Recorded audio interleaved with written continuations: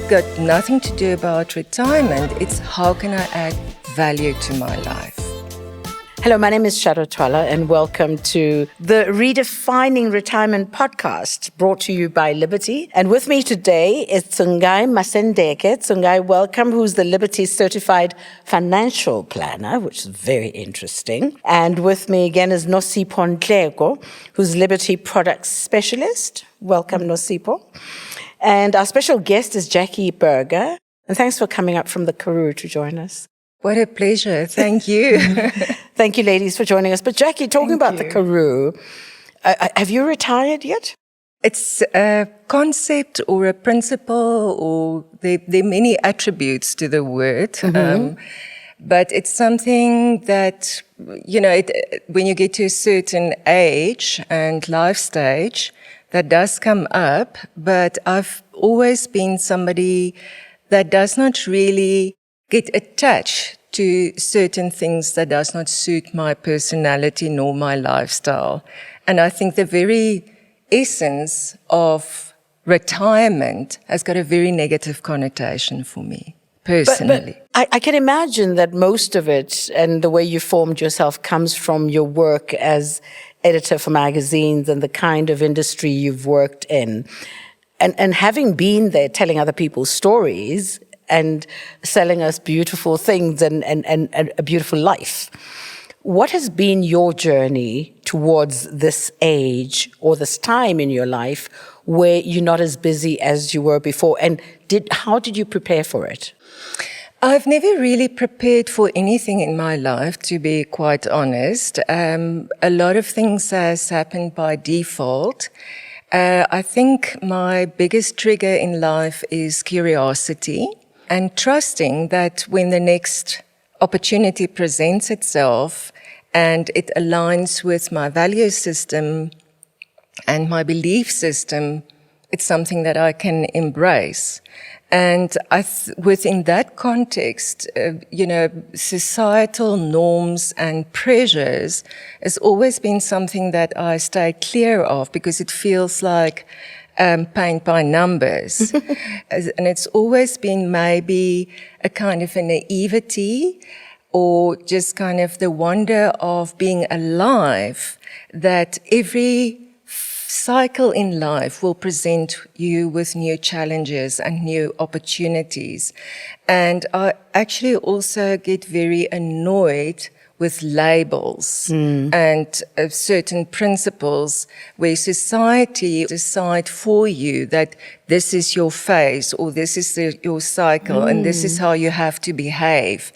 We've tailor-made this for you so that you'll be okay.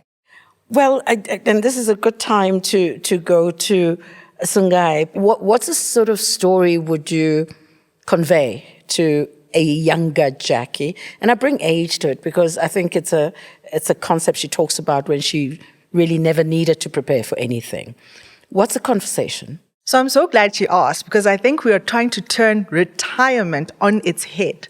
And nowadays, people don't want to be labeled to say you can only work until 55 or until 60 or until 65 because with longevity, improvements in medical facilities, people are actually living longer. So one of the trends we're picking up that I actually encourage clients is, why don't you think of multiple sabbaticals? Okay. Oh, wow. So instead of saying... like that.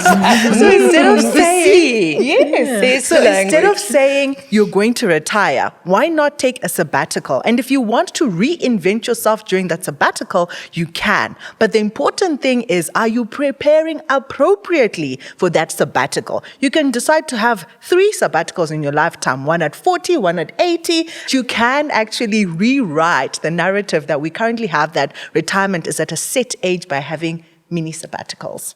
But Nosi, I want you to talk about the products available that weren't at the time of mine and Jackie's opportunity to plan our sabbaticals, that assist us to get information or be inspired by planning those sabbaticals. What has changed and what we're trying to change is the conversations we have around planning. So instead of pushing, this is the product that's available, put your money in there. Really try and understand what goal are you trying to achieve. So at Liberty specifically, we speak a lot about goal-based investing. So what goal are you trying to achieve and how can we help you on that journey to achieve that goal? So the vehicle will put in, it'll be the, same thing that's been around. Mm-hmm. We might add some more kind of features that are a bit more innovative, but really the very big part is making sure that our advice process is kind of inclusive and understands where the person's coming from. Mm-hmm, mm-hmm. And I want to tell my story, which is very different from yours, Jackie, because I grew up at a time when talking about money was difficult because we did not have the money. You were just too scared to even ask for anything because there was no conversation. So I took that into my adulthood. And I started working, and my industry was always being a freelancer and didn't actually hold a full-time job. So I couldn't even get government pension and all of those kinds of stuff. So I tried. When I was younger, I thought, I started late, I realized. I started at 40. I mean, all of a sudden you think, I'm actually going to live long, so I need to put away some money. And by the time I did, it was too late, but also, which is very important now, conversation to have with a retirement planner or somebody professional who's going to ask me if I could afford to have a retirement at all. And of course, I didn't want to be a black girl who didn't have money. I said, I'll buy the best package you've got, which lapsed, and some of them didn't. But that's the challenge. How do you deal with somebody who cannot have a conversation about money? Like you said, people are very hesitant to talk about money. But what we're trying to say is be comfortable having money conversations at the table with your family, with your friends, but it all starts with one. Without having these conversations, we're going to perpetuate a cycle over and over and over again that actually doesn't benefit us. And another important thing I've realized is a lot of the things that people do with money are not transactional, they're behavioral. And unless you start very emotional. So it's very important that people actually understand where they're coming from. But to understand where you're coming from, you need to start somewhere. We need to start having these conversations. And as we become more fluent at having them, we'll also become comfortable at having them. But the important thing is you need to start. Ask your sister, how are you doing financially? Not to be nosy, all right? Not to be nosy. But may I interject here? You see, that's one of the things from a value perspective, and it's got nothing to do with age or background or anything. It's a personal philosophy. For me, the narrative is more, it's got nothing to do about retirement. It's how can I add value to my life? That's a discussion I would like to have from a very personal point of view. How to add value to your life may also require some financial considerations. Absolutely, but it always feels like it's the singular variable that comes into play. So if the conversation is more holistic, and yes, money for me is the transactional factor, but it's the greater conversation. So it's how do we cultivate a language and a society that's far more embracing of things beyond gender, age, life stages, all of that. Wonderful.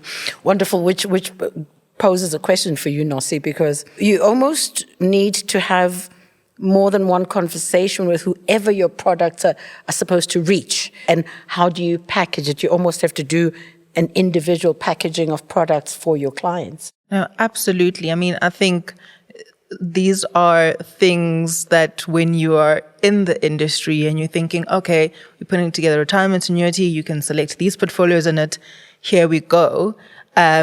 You perhaps have some blinkers on and don't consider, as you say, all of these different points of what's someone's background and how does that inform their relationship with money?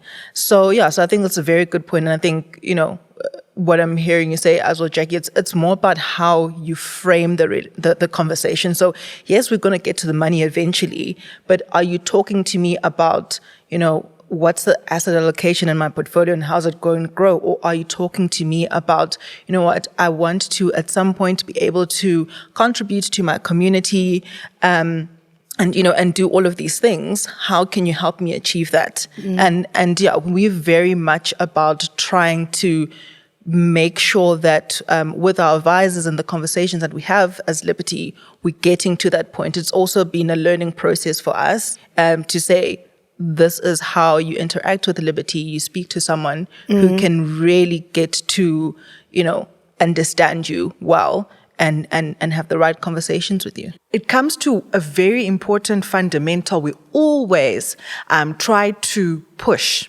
that a financial plan is a personal financial plan. Just because, Shado, you're now a bit more comfortable with the conversations with your sister and she tells you she's got this and that, those bells, those whistles, does not mean you can copy and paste her financial plan. Because at the end of the day, it's a personal journey that has to be customized to fit you. Just like you'd go to a tailor and have a customized dress made, you also need a customized financial plan that says Shado on it. Is it true that women live longer now and retire with less money? Sad as it may sound, Shado, it is true. So at the moment, based on a report that was recently released by the United Nations, in South Africa, females earn about 20% less than their male counterparts. In addition to that, 60% of the households in South Africa are single-led households. And guess who's leading them? Those females with 20% less. So of course it's not a surprise that eventually when they live longer, they have less to live off.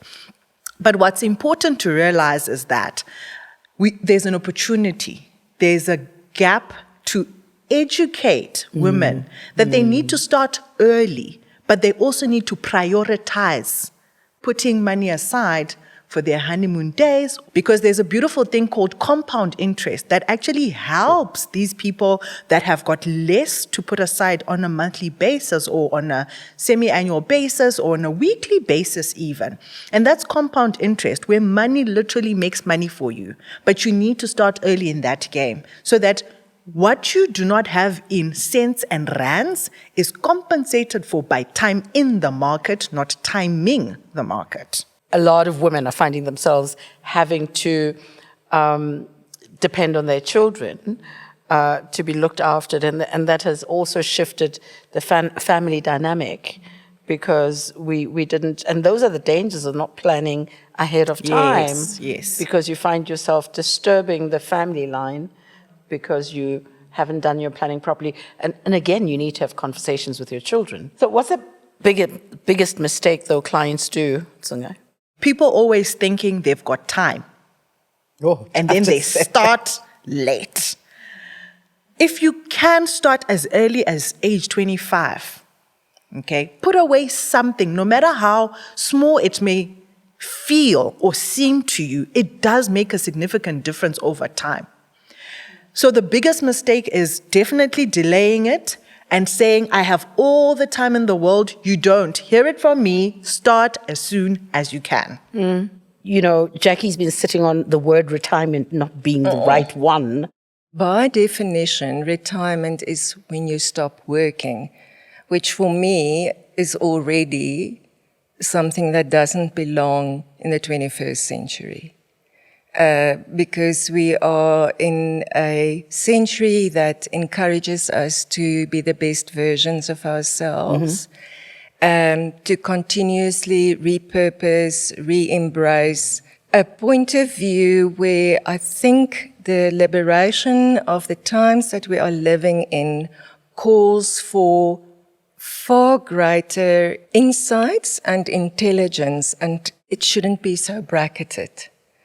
And the the conversation should revolve about where are you, what is it that you still would like to do? Because usually, when does the conversation start? So I love what you're saying, Jackie, about, there shouldn't really be a connotation around age and it being associated with retirement, because what statistics actually show us is that people are quite productive, or they are economically able to contribute significantly over time because of the wisdom they acquire, the intuition they get from experience, the culmination of expertise, and that comes over time.